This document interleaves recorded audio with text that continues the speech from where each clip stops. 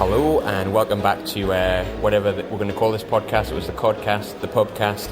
I don't know what we'll call this, but we're in the fire station. Anger management. Aye. Grief counselling. We're in the fire station, one of the more classier pubs in Sunderland. I've got with me regular Craig. You alright? It's been better. Aye. Is that because it's match day? Before the match? Basically, reality is kind of sat in that new year, new us, one up front again. New year, same us. Basically, yeah, so a little bit disappointed that I've seen the lineup, but here we are. For the last three, starting 11 things I've done, I've always started the Charlie White bit with, as long as Phil Parkinson has a hole in his arse, Charlie White will be starting up front, and I think it's kind of true, but it makes my job easy if I just copy and paste. And last but not least, we've got a new person on here. We've got Ian, also known as Arbos Macam. You alright, Ian? I'm very well, thank you very much. It's nice to have another Scottish accent, because apparently I'm the Scottish one, even though I'm technically not. But no, I'm not Scottish either. So you've got the Scottish twang. You've got the Scottish twang. As close as it gets. Close as it gets. So we've got the team news in. Team news is, as far as I'm aware, it looks like another 5 at the back. So McLaughlin in goal. Your back three is Ozturk, Willis. Flanagan comes in for Joel Lynch. Then you've got Luke O'Nien and Denver Hume as either, whether you class it as a back five, the right backs, but right wing backs or right midfielders. You've got Dobbo, lovely Dobbo, and Max Power in the middle. Gucci keeps his place. I thought he might have been dropped the bench because it's 3 games in 6 days. Chris Maguire, who's got 2 and 2, and of course, as we've discussed already, Charlie White. I'll come to you first, Craig. What do you think of the team?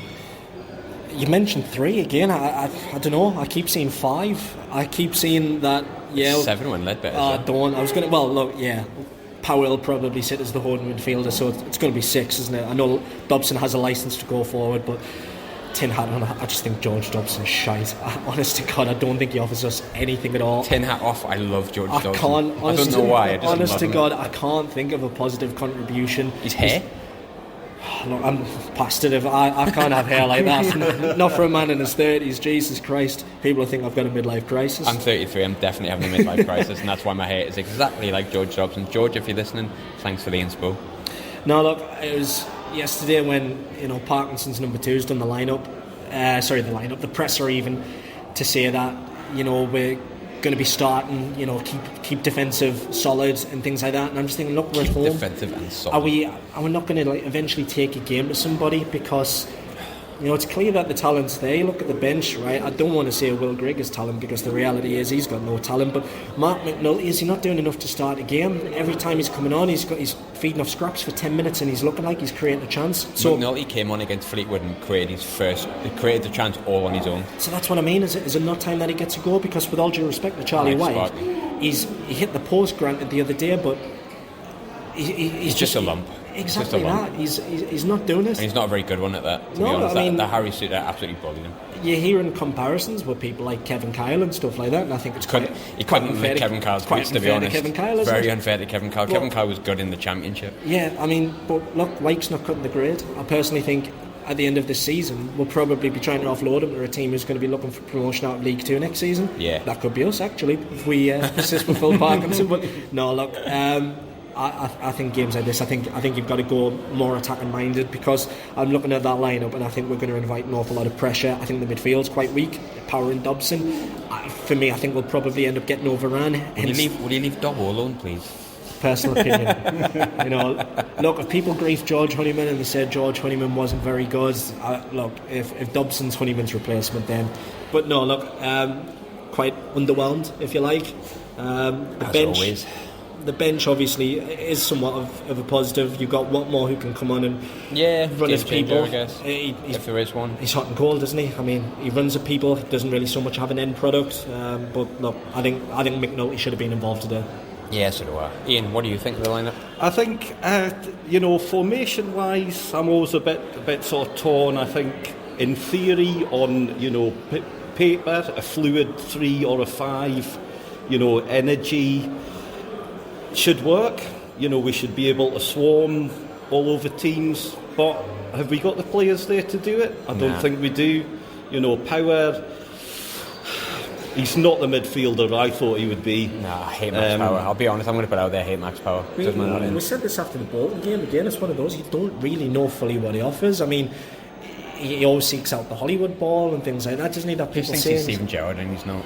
Basically, yeah. He's not even a League One Steven Gerrard. I'm sorry, Max. I don't mean to be harsh, but I don't rate you, mate. Sorry. Prove us wrong, please. Prove us wrong. Well, what I would like to know, and is this just the curse of Sunderland? But why do players who look good in other League One sides look shite and come here and they're just awful? How long have you got to discuss that?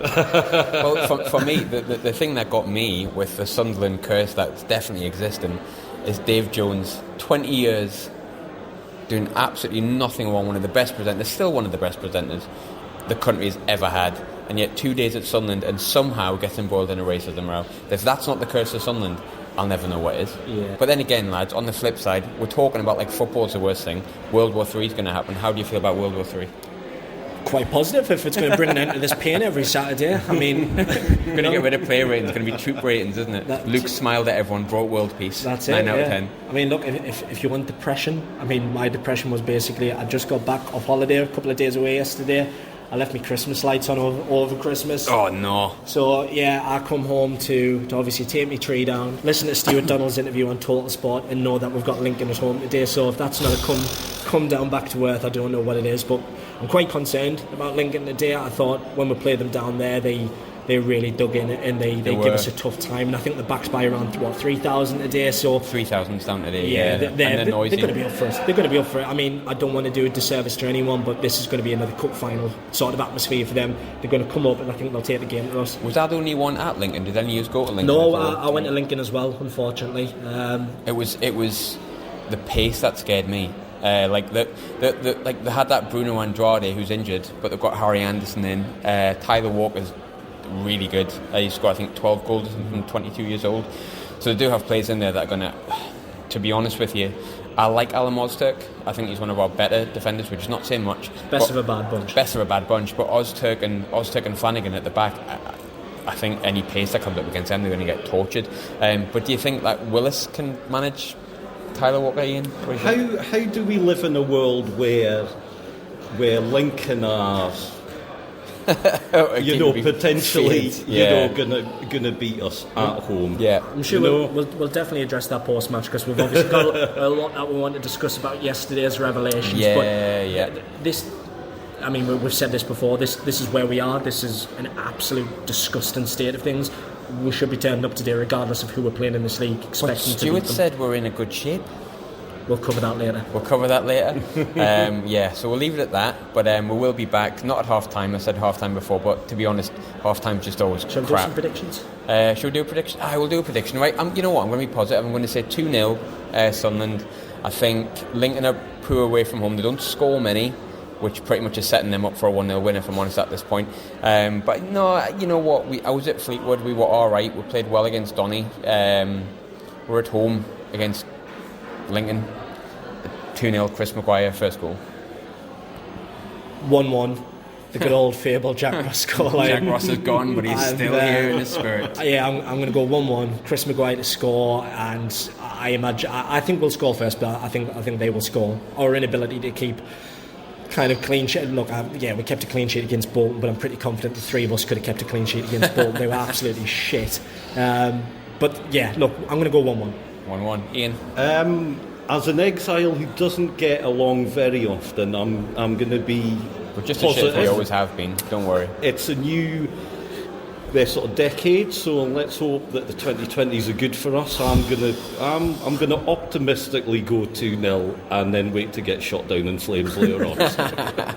Well, we'll see if any of our predictions are true. I'm hoping mine is, and we'll be chatting a little bit more about Stewart Donald, and I think the mood will depend on the result. We'll be back in a bit.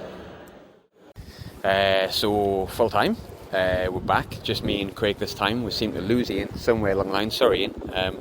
But Craig, we won. Pretty comfortable. Very different mood, I think, to maybe before the match, which is going to make a hell of a contrast in the podcast. But what do you think, Craig? Harry? I was going to say, it'll sound like we've got bipolar, wouldn't it? It's me especially. Better. We had a fairly decent kind of 15-minute period where it seemed like everything we tried just came off. Yeah. Bit fortuitous with at least one of the goals, but I would more or less kind of praise Chris Maguire and his persistence for chasing that down. But Look, I think on the whole, I thought Lincoln were absolutely terrible. Yeah. Really, really poor. I'm a little disappointed, if you like, that we didn't really kind of kick on in the second half. I think, to be honest, it was played at such a flat tempo. But no, I mean, happy to win every game, of course. But look, we're still not quite there as of yet. Gradually kicking up, but this league is so poor. I mean, considering how shite we've been now for the past, well, pretty much since Phil Parkinson's been in charge the whole time, we're a couple of points away from the playoffs. Yeah. It's not beyond the realms of possibility that despite how poor we've been, we could still actually achieve promotion. What we need to do now, regardless of people's opinions, I mean, look, I'm still not one for Phil Parkinson. I know he's not getting sacked, but I'm not standing there, screaming for him to be out. I'll back him every single week whilst we're in the ground. I'll just get behind the team. And it was excellent to see everybody follow suit with that today. I thought the fans were absolutely spot on. Still don't quite believe there was 31,000 there. I think that's... There's a few Lincoln fans, like crikey, tons of them, wasn't there? Yeah, what, 3,500? 3.5 at least. I was really, really pleased to see them give it the big licks, cry on Netflix, and then we put them away within 10 minutes. Yeah. And then you really didn't hear a peep until they got that dubious goal back. But again, I thought that the fans were excellent. I thought Lyndon Gooch in particular was absolutely outstanding. He was phenomenal. Yeah, Denver Hume again was phenomenal. Yeah, really, really pleased with Denver Hume. 2 months of solid performances from Denver Hume. I think he's been, and I'll be the first to admit I didn't think too much of him at the start of the season, and I thought, well, maybe he's a left back, not a left winger. And it's a big ask. I think. But he's gone into that big kind ask. of formation start of the season. He's been great. Yeah, he's still a boy, and considering realistically last season he was third choice. Get rid of Brian Oviedo, get rid of Reece James, and to be fair, we're probably expecting to keep Reece James considering we extended his contract a week before he went. Lawrence de Bock. God, how long have you got? But back, yeah, he kept Lawrence de Bock out the side, which look, is not kind of praiseworthy, if you like, because de Bock was absolutely terrible. But you think how Denver started the season as well, though? I think everyone he said got we hauled need off. a new left Yeah, back. he got hauled off against Oxford. He looked really, really... hauled off against Bolton as well. Yeah, was it Ipswich as well? Ipswich, I think it was Ipswich actually, not Oxford. Yeah, and he looked fairly poor. But now anything good comes to him, doesn't it? Really? I'm really pleased for him. He grafts. He doesn't complain. I thought he was unlucky with the goal. I thought it was a foul. Yeah, it was right in my corner, right in our corner actually. I think, and I'm happy to be wrong, but that was offside, surely. I'd like to see it back. He David Nugent it on the line. Yeah. Well, that Evs Dubai fella, I'll wait for him to put it up on Twitter because he seems to be always uploading videos. So I'll check. To be on it. I'll check his Charlie. I think he's a parasite. Yeah. I'll check his feed afterwards, and I'll see the goal. I'll see the goals again. But look, on the whole, it was a good performance, wasn't it? Yeah. Like I said, we fell off a little bit in the second half, but next week's going to be a big test for us. Obviously, it's Wickham. Huge test. I think physical side. We win next week. We're back in it. Like we are right back in it, and I'll suddenly start going. Fair enough. You've earned a bit of a stay of execution to Parky if he wins next week, because Fleetwood was a bit like meh, but now the Fleetwood result based on the decision that went against us and the result against Doncaster and the performance today, especially first half, makes me go, all right then. But like beat Wickham, and then I may sit up and take a bit more notice and think maybe I was wrong. But then again, I don't think we're wrong. We're only one defeat away from being like 13th or something. And that's just how poor this league is. It's how poor we've been. And look, if we look at results in isolation, good win today. You're happy to beat anyone 3-1 at home, but this is what, 3 or 4 wins in 16, 17 games. Yeah. It's on the whole, I whether he'd care to admit it or not, but he has underwhelmed. I feel like it's the first good side we've put away today, though, because I know Lincoln are a little bit further down, but like the teams we've like trashed, like Tranmere, and the teams we've beat, like MK Dons and Wimbledon and Southend, they're all poor teams, and I feel like when we've come against anyone decent, we're faltered, whereas I think Lincoln are actually a good team, and they've got a bit of pace in them. I think Tyler Walker's good. Yeah. I think Akinde was good when he came in second half. He asked questions.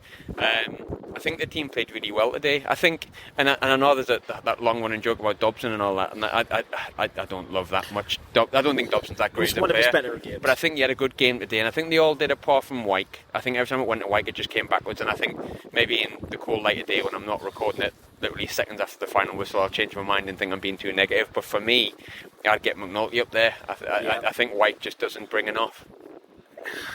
Out of all the players today, I thought he was quite underwhelming. And I don't want to be, picking people out, but I just can't see what he offers. I can't. I mean, there's so many times where, yeah, look, he does. He gets handled, but like he's a big lad, so obviously he does get targeted. But he's so weak. He's always in the wrong position as well. Yeah, I mean, we said prior that when Mark McNulty is involved, and he gets 10 minutes, and it's unfair to give someone 10 minutes to say make a difference. Yeah. You know, because it's League One. The League One players, they're just not very good, so they're going to need a little time. But this is every week where he's coming in and he's having a chance here and there, and you're going, you know, maybe if he had a little bit longer, maybe he could change the game. Don't want to be a dick about it, but I also think Ian McGeady would, fit back into this side. And I'd like to think that if it is the case that, there has been a falling out, that maybe they can try and re-explore the situation again and go, can we resolve it? Instead of just bombing him out. It might be worth saying, we have a player of his calibre that we haven't had involved now for about, 4 or 5 games. Potentially we could have picked up more points. And it's another quality player that has suddenly disappeared from the squad alongside Catamol and Oviedo, Honeyman, and we're told reasons by the club of why they've gone is to get this off. And to be honest, we're replacing it with a lot of crap. And I don't think we can replace a McGeady with a player of equal quality, and we need actually better. Yeah. So for me, then you try and fix the McGeady situation either way. And it's you don't want to come in after a 3-1 and be like, we should try and fix the McGeady thing, because you say, we've won 3-1, the performance has been good the past few weeks, but I just think you want the stronger squad, and let's get everybody singing from the same hymn sheet again, though, because, I mean, look, like, granted, I wasn't at Fleetwood, I was away, but I was told, and I seen tweets that people were still singing Kevin Phillips, and I seen that at Doncaster as well, which is fair enough. That's people's opinion. I still personally don't want Phil Parkinson as manager. However, if it's the case that results improve and he can kick on and he can deliver on his promise, I'd love to be wrong. We'd both love to be wrong. Look, I want to be wrong about every manager that we've said isn't right for here. I want to be wrong about Moyes, Grayson, Coleman. You want to be wrong about them all. You don't want to stand and take satisfaction in getting beat or doing shite, because no one does. No, whoever comes through the door, you're basically going to say, right, welcome, do a job for us. But I still think we need to revisit that situation. I've got no confidence in us bringing enough quality in this particular month to really make a substantial difference. I think the fact that, like I said, you've got someone like him paying his wages. He's sat, he's training with the 23s. What's the point? This is allegedly, by the way, a man who is supposed to be bullying the young lads behind the scenes is training with the 23s. Work that out. I still think it's financial, and you know what? So do I. I'd have an awful lot more respect for the club if they actually just turned around and told us. Just said it. If that's the case, just admit it, because you couldn't really argue if someone said, well, McGeady's been off form for however many games, and we think the wage that he's on, we could bring in another 3 players of better quality that could add to the squad. I might disagree with it, but it would make a bit more sense. Just be open and honest. That's all we're really kind of cry out for. Talking of honesty, though, we did say we were going to touch on Stewart Donald's comments yesterday, which, I'll be honest, left a bit of a sour taste in my mouth. I think my thoughts on that really quickly were, it sounded again like it was the fans' fault. The fans want us to go. Stewart's been wanting, as far as I'm aware, to sell the club for a long time. I mean, what was Mark Campbell if that wasn't a sale? And I know there's been a lot of talk about FPP, and I know that was allegedly an investment. But then again, I would ask them, why did the company's house class as a takeover? But it didn't sit right with me, the comments he made yesterday. But Craig, what did you think of his comments yesterday on the radio? I'm surprised he turned up for the interview, to be honest. I half expected him to conjure up some sort of excuse with Total Sport. Look, I thought it was an absolute shocker, and for me it sums up his time in charge. He's been consistently inconsistent with his message. He forgets about things that he's discussed in the past, and now he's attempted to cover it up with empty promises and deflects blame elsewhere. Last night again, there was continuous contradictions, I thought, throughout, and the lies about the Red and White Army and about the alleged claim that they said he's killing the club was what kind of really stood out. But it was the scaremongering as well. If I leave, then the Americans will leave also. I mean, come off it. They haven't invested in Stewart Donald. I don't care what he says, and that's my opinion. They haven't invested in him. They've invested in Sunderland Football Club. Yeah, to suggest that a party of billionaires who basically represent and care for the wealth of the man who, according to Forbes magazine, is the 27th. 27th? He's had a shit year, hasn't he? He's dropping down. 27th richest man in the world, and they're only interested in investing in him and not this football club. And this, by the way, is despite them travelling halfway around the world to come watch us play against Wimbledon. They've had a guided tour of the academy by Jack Ross, and then they reportedly attended a board meeting, and then they go through a process of due diligence, and like you said, even set up a company at the Stadium of Light. But look, hey, they're more interested in a car insurance salesman, and if he leaves, they leave also. I just think that's absolutely rubbish. I think It's hard to believe in him. it's beyond egotistical, and I think he really needs to remember the reality is he's only going to get into meeting rooms with these people because of his position at Sunderland Football Club. Yeah. I think it's an absolute disgrace that he has basically once again kind of made it seem that everything is the fans' fault. This whole notion that it's only a very, very small percentage have said that they want him to go. The reality is... There's 15,000 retweets. 15,000, yeah. The Red and White Army, ALS, us, Wise Men Say. Now, look, we don't speak for everybody because we've had tweets saying I disagree with you. That's fine. We respect absolutely everybody's opinion. But I thought it was disappointing that Stewart chose to ignore that last night. And like you said, it was 15,000. Like I said, the weird thing about it was as soon as he came out and sort of spoke, we had people doing 180s on us, basically saying you bang out of order, this, that and the other. And like I said, it's not an attempt for us to say that we're speaking on anybody's behalf. We're just at a stage now where he's made so many mistakes and he won't front up to them. We want someone to be here. We want somebody to make sure that they're running the club on a day-to-day basis, and we just don't have that. For me as well, you touched on the idea of him, he's wanted out for a while. The Mark Campbell situation absolutely stunk. You've got Jack Ross, who basically spent the entire summer speaking to him, identifying transfer targets with him. How can that be right? And then we're just continuously on the back foot from that. That falls through. And it killed the summer if that's what happened. Ruined it. If you're going to be in a position... Something killed it. If you're going to be in a... Yeah, what is it? Is it I want more money? This is pure speculation, by the way. I don't want a solicitor's letter through the door. But you can't make the claims that they did, say, look, 100 points, we're in a position where we're going to keep all of these players and then subsequently sell them. We've offered contracts to John McLaughlin, who, as of Thursday, still said he has not had a contract offer. There's just too many inconsistencies, there's too many contradictions, there's too many stories about why the Americans want to get involved. On Total Sport, his last appearance, which again was an absolute shocker prior to this one, he basically said, well, look, if I default on the repayments, the Americans will take charge of the football club. Last night, they've got no interest in the football club. The investments in him. Oh, which one is it? What's that really wrong with me? And the thing that I picked out, and I don't know how many other people picked out, when he went, if you go on a bad run, which happens at every club, the corners are wrong and the tee's wrong and the pies are not very nice.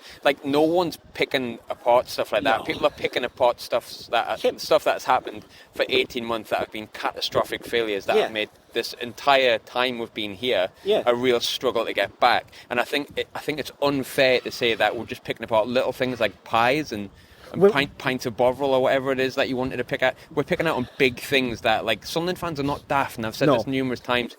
The reason that it's hard to get at Sunderland is because we're not daft. We know when you talk shite.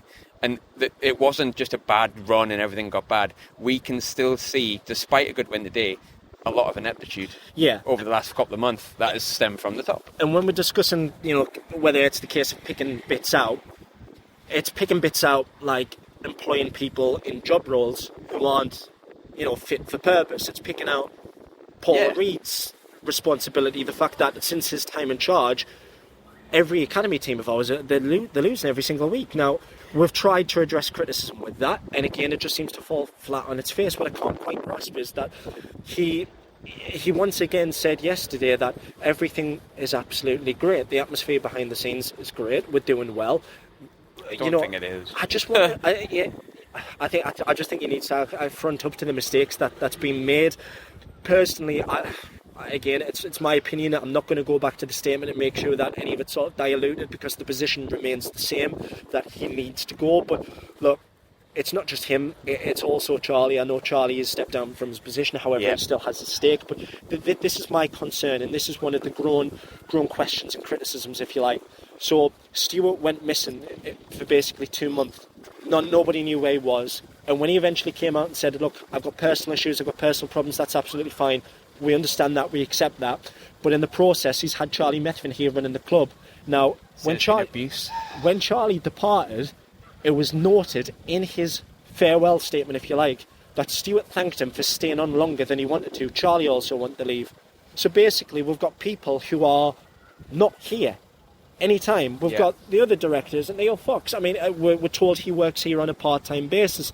We're told from sources inside the club that the staff here don't really know what's going on or who's in charge.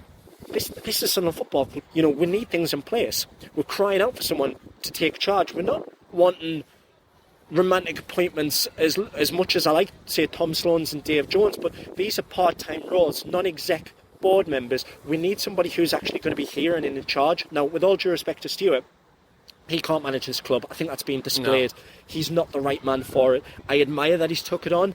And look, yeah, he's had criticism, but effectively he's come in and he's won the lottery by taking this football club. He will inevitably make a profit, but the situation hasn't changed, like you said. He's tried to sell this club from the offset, but right now, you know, as per his comments last night, I need a bit longer. I want to get it right before I go. It stung the soft pity for me. And also for me was, you know, kind of speaking out to suggest that I want to stay a little bit longer and try and get us up the league and maybe sell us for more. And I don't think, and I can only speak about, I judge people on the way they are. And I mean, just to touch on Paul Reed, I think if there's one person I feel sorry for, and I know there'll be loads of people disagree with me, it is Paul Reed. I think he's been handed a job that's really difficult, and I know on results it's not succeeding, but I think he's been handed a hell of a job. And I think he's like...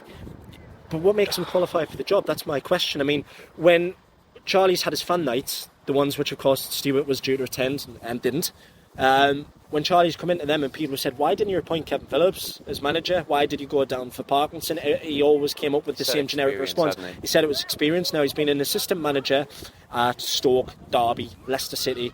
You know, he's been around the block, Kevin Phillips. He's played for a lot of big clubs. He also knows this club inside out.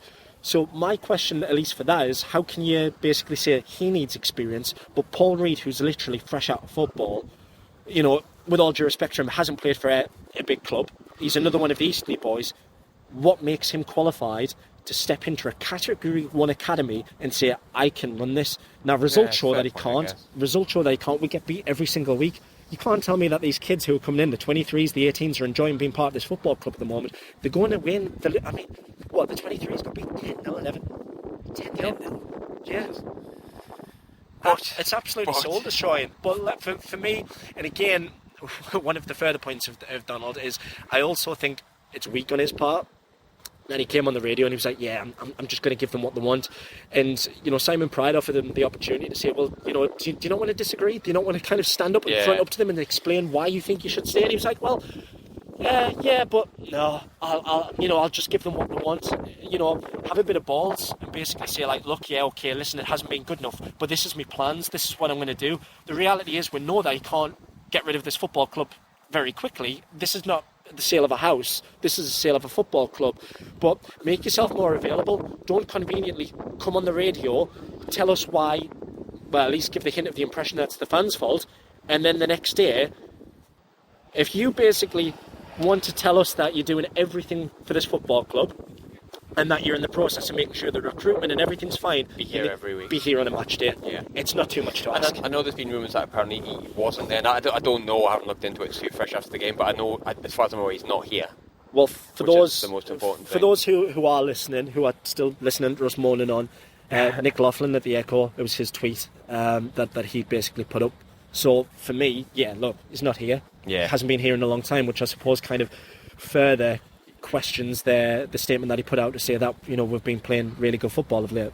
How do you know you're not here? Are you watching on a stream? But the flip side, just to keep everything massively positive, go on. Best 45 minutes of the season at the start, and we won.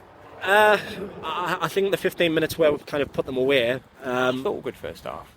I thought we very good. Thought we played very well against Portsmouth at the start of the season after going 1-0 down. I thought we'd done well to recover. We did. Seemed a long time ago that though. I think at the moment it looks like we're turning a direction very, very slowly. Yeah. I don't want to get, you know, too sort of above ourselves, but it's a type of performance we grow to expect. It's a type of performance that if we delivered under Jack Ross, people would be going, that's a bit shite. When it was like our second half. Exactly that. So we've got to be consistent in that message to say like, yeah, Phil, okay, we've won today. We've won 2 out of the last 3, but overall that's what, 4-16. It's still not good enough. It needs to be 4 and 5 wins. Yeah, it's got to be like 8 out of the next 10. Win next week, and I'm happier. Well, I want to win every game, but Yeah. Wycombe's a much, much different challenge. Like I said, they're a horrible team, and I know people Got rights to that though in this league. Of course you have, yeah, but I mean, do we have the character to go against it? Because we've looked very fragile every single time we've played them. I want Lyndon Gooch involved again. Yeah. Again, the characteristics is displays of play. It's the leadership, isn't it? It's what you're crying out for. For me, he's a Sunderland captain in the making. I think he's been absolutely brilliant, and it's no surprise for me, no coincidence at all that our fortunes have changed with his involvement. So I'm over the moon that he's back, over the moon that he scored 2 goals, just over the moon that we've won. But look, like I said, we'll just keep grounded and make sure that this time next week, hopefully we're having another conversation, picking out some finer points, but still saying, look, we're pleased that we've won. But at least for the moment, we need to go into next week. We need to try and get some business done in the transfer market as well. We need to try and get these deals done quickly. We need to bed them in. I don't want to be waiting until January the 31st and trying to get people up to speed. It's no good. So, Stewart, if you are listening, this week would be come nice home. to bring Yeah, some players. please come home and try and get some transfer dealings done as you promised. Because again, your statement said last night that we are going to be backed in the transfer market. So again, that decision lies with you whether you're going to do so, whether you're going to honour that promise or not. If you don't, then obviously that's I suppose that's just a further failed promise. But we'll wait and see. Over and out.